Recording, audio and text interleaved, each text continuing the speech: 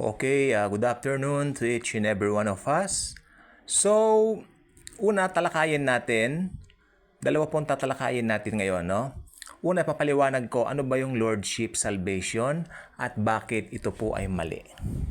Again, why Lordship Salvation is wrong.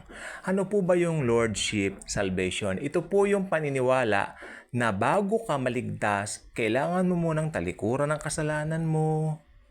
Kailangan mo munang gawing Panginoon ng buhay mo ang Panginoong Jesucristo. Hindi po ganon. Kasi pag ganon po ang ginawa po ninyo, lumalabas ang kaligtasan nasa sayo. Ikaw ang nag-produce ng salvation mo. Mali po yon.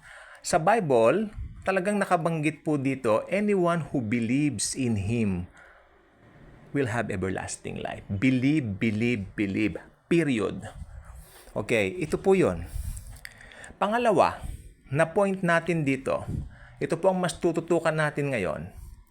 Kasi nag-ugat lang po ito sa Lordship Salvation, kaya pahapyaw ko po siyang binanggit. Ito po ang pinakamahalaga natin.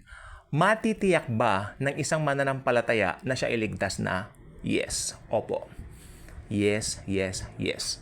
101%. Perfectly yes. Ano ang katibayan natin? Hindi na po ako magbibigay ng maraming talata. Ang dami po niyan. Pero ang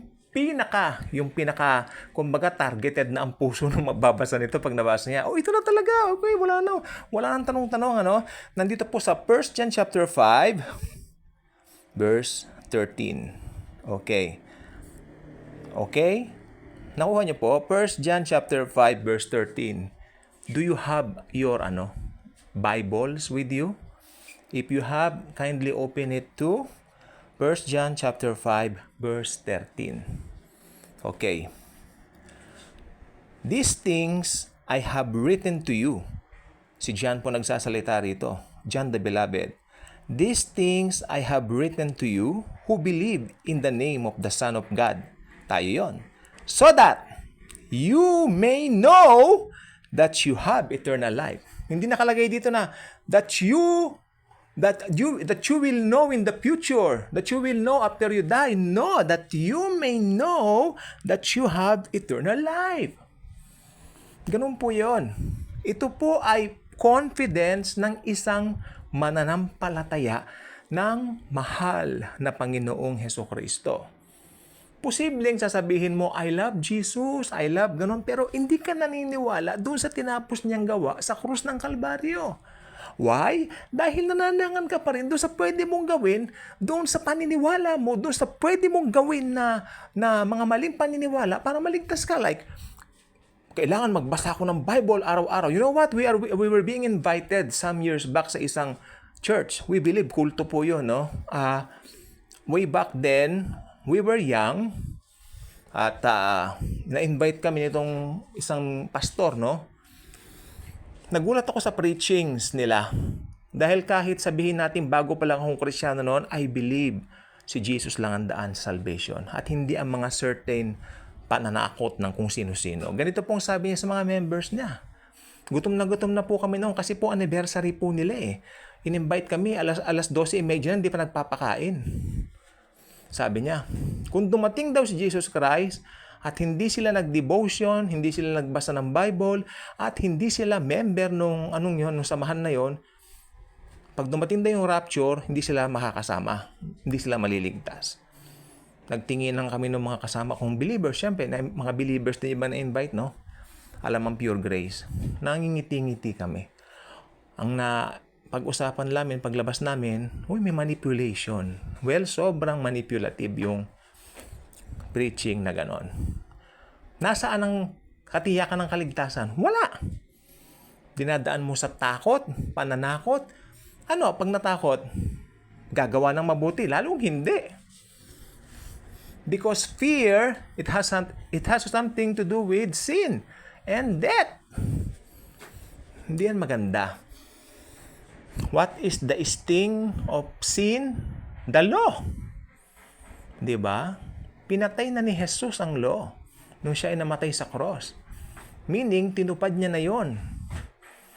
Well, kung gusto mong tuparin ang law, tapos Gentile ka, Nakakatawa yan kasi, you know what? Ang law ginawa para sa mga Hudyo. It's not for the Gentile people. Nakalagay po sa aklat ng Romans, we the Gentiles, nagkaroon lang tayo ng connection sa Diyos, sa God the Father, because of the finished work of the Lord Jesus Christ. Wala nang iba. No more, no less ka nga, di ba?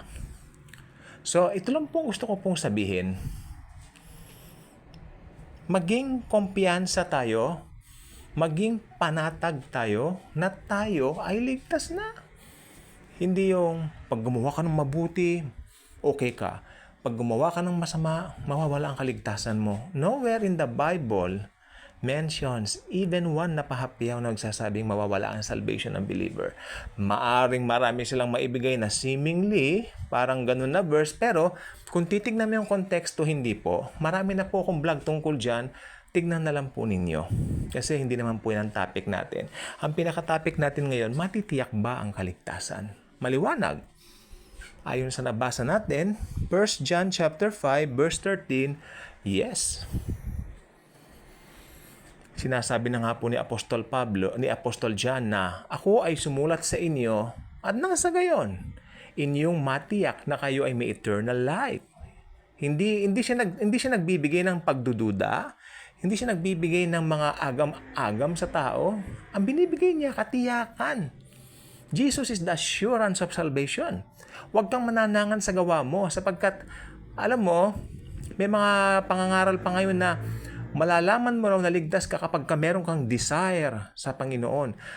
Aba, yung desire ng tao, saan po nanggagaling? Hindi po ba sa kanyang puso, sa heart?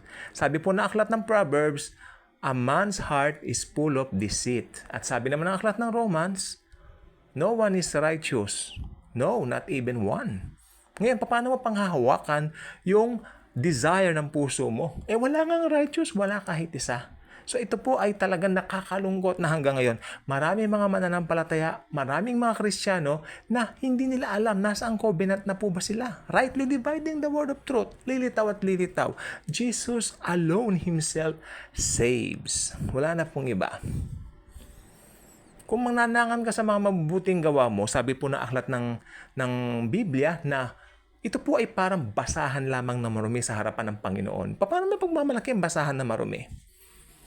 Paputuin mo man po tayo, gumamit ka ng Tide, Ajax, whatsoever, Sunrox, wala, hindi yan puputi dahil ang kasalanan mo talagang may Adamic nature. Galing yan sa pagpalpak ng tao noong unang panahon. Adan at Eva, di ba? Dahil ang salot na magandang ahas na si Satanas ay nililang sila. Yang kasalanan na yan, galing kay Satanas yan.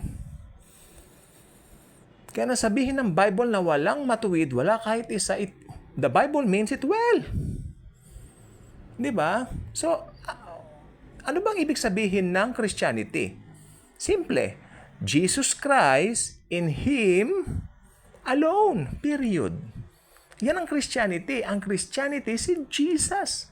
The Lord Jesus Christ Himself is Christianity. Maliban na lang po kung talagang gusto mong dagdagan, ay yung good works ko, yung nag-devotion ako, yan Christianity. No, yan po ay resulta ng Christianity. Pero Christianity itself, or Himself, si Jesus Christ. Be free from the wrong and deceptive tactics of the enemy na ipinapasok niya ngayon sa buong entirety ng Christianity. Ito po yung mga wrong doctrines, especially sa salvation. Talagang babanatan niya yan. Kasi ayaw ni Satanas na makita natin yung beauty ng gospel na meron na po talaga tayong katiyakan at matitiyak natin ang ating mga kaligtasan. Kaya kung hindi ka pa nakasubscribe sa ating channel, I invite you to do so. Click the notification bell, share this video, share the wonderful love and the grace alone of the Lord Jesus Christ Himself. Sapagkat through Him, matitiyak natin na tayo ay ligtas na. And you may know the truth, and the truth shall set you free. Kaya again, buksan natin ang mga Bible natin sa 1 John chapter 5, okay? Verses 13. These things I have written to you who believe in the name of the Son of God, that you may know that you have eternal life.